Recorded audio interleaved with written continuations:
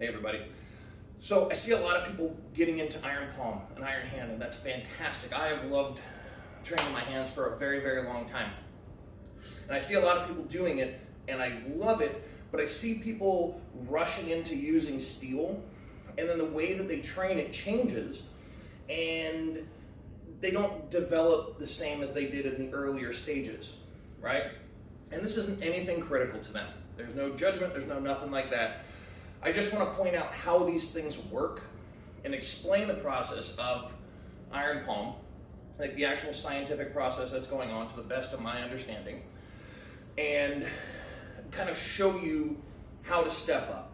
Because again, I've been doing this for a little bit. My CLOT teacher, Noel, who's the son of Jim Ingram, has been doing it about 50 years. He has crazy developed hands and forearms, kind of like Mark Houghton, who's a Lapar Leong's student. My Sifu Dane Tobias also does iron palm. His is a little bit different than Noel's, and you'll see they both have great braking power, but their bodies develop differently. So I just want to explain this to you, and so you have a way to fine-tune your own training, okay? So how this works, your bones have osteoblasts and osteoclasts. Osteoblasts are in charge of building and growing, right? Your bones. Osteoclasts take things out. So what happens is, say when people age, their osteoblasts go down because they're not in a growth state anymore, and the osteoclasts start taking out a little bit more than comes in. And that's how you see bones get brittle over time, right? So say your mom or your grandma, if they started having osteoporosis, right? Their bones started getting brittle. Doctors will say, start lifting weights. Well, why does lifting weights make your bones get stronger? Because with light to medium, very specific on this, light to medium stress, the osteoblasts ramp back up and rebuild bone, okay? And this is the coolest thing because you can tell when a bone is conditioned because it shows up brighter on an x-ray.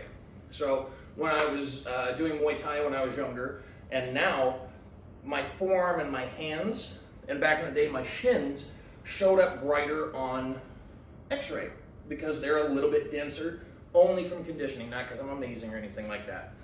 So what's really important to note is that it's light to medium.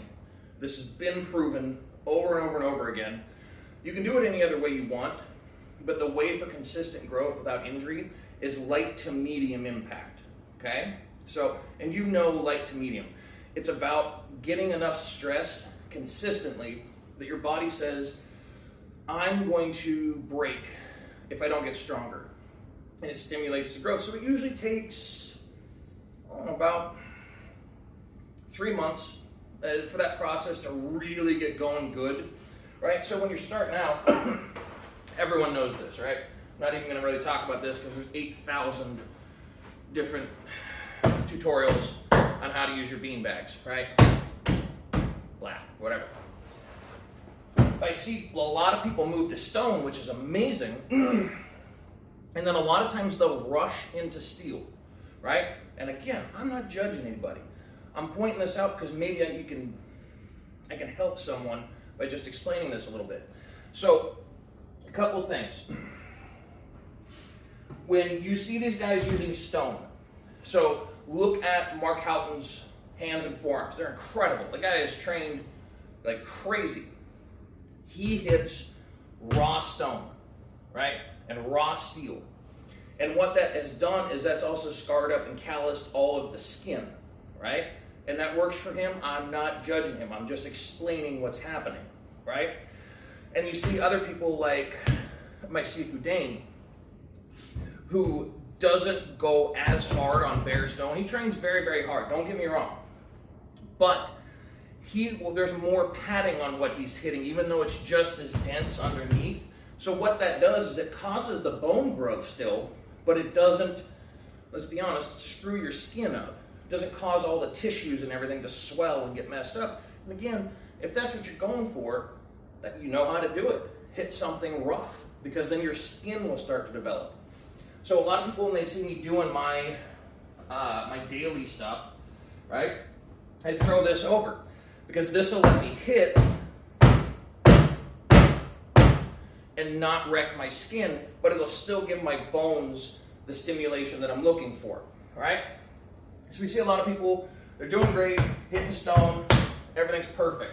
And then what happens is they get a little bit numb, because they're hitting something this hard. And then they're like, oh, I'm ready for steel. And what happens, and you see it all the time, and again, no judgment, just think about it. They'll hit stone really hard, right?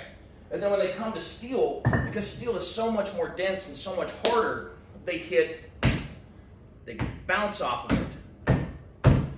So they are hitting, but they're not actually putting the full force of the strike into the plate. So they're not getting the same reverberation, right? It's much lighter. And that's why their progress slows a little bit when they switch to steel. And again, there's nothing wrong with them. I'm just explaining this. If you change your medium but then have to lighten up your hits, you are lowering the stress put on the bones. You're taking it easy, so the development slows down. Think about it. If your body's used to this sort of stress and it's building these bones, and then you lighten up, your body's logical response is, oh, we're safe. We don't have to grow anymore. Okay? So a really wise idea is that when you want to switch to metal, so this is like a 25-pound weight plate, because they're cheap, man. It's a lot of times it's cheaper and easier than going and finding like a big old fat piece of steel. It's like more convenient.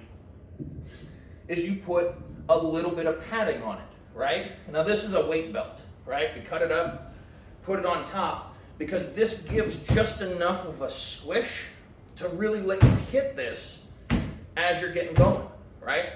And then when you get really comfortable with this, you can go thinner, or you can take this off and actually start hitting steel. But you don't actually have to, because what'll happen if you think about it, say I'm gonna back fist steel, pretend this isn't here. When this hits, see, I'm just hitting this knuckle and I'm smashing up the cartilage.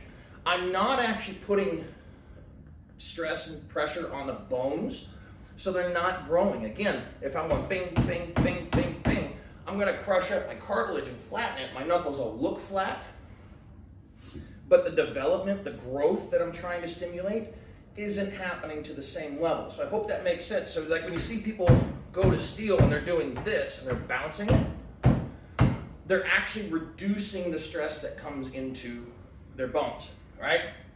So when you put this on here, you should still be able to drop,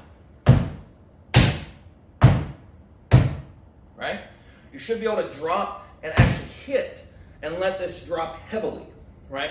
So I was lucky enough to train with Vincent May, Sifu Vincent May from Wu-Tan, the Wu-Tan Baji group. It's absolutely incredible. So when he talks about it, and what a lot of iron palm people talk about it, they drop, right? Boom! Because this landing flat and actually taking all of this impact is what causes the growth, okay? So if you're working on stone and you want to jump to steel, add either this or, again, this, because I'm personally not trying to screw my skin up, right? The guys that have that crazy development, it's mind-blowing. If you look at Kung Fu's skill acquired over time, or, something that's developed through hard work, yeah, guys, they've done that work. But there are trade-offs.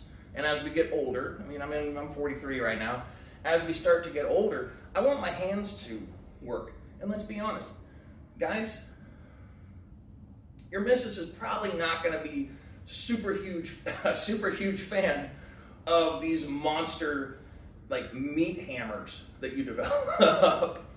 But by adding just a little bit to the top and protecting, this will still develop and grow. My hands are still bigger than they were when I started, and my skin is thicker. There is definitely more conditioned, but I've been doing this for years, and my hand is still normal looking. Again, even if your only benefit is that your missus likes it, that's a good benefit, or that's a good reason to do it this way. So I just want to offer this to people. When you switch up to heavier materials, don't bounce. Put something on top that'll let you really hit this surface, okay? And let the weight and the power drop into it so you get the full development. My friends, thank you for listening. I hope you have a beautiful day. Talk to you later.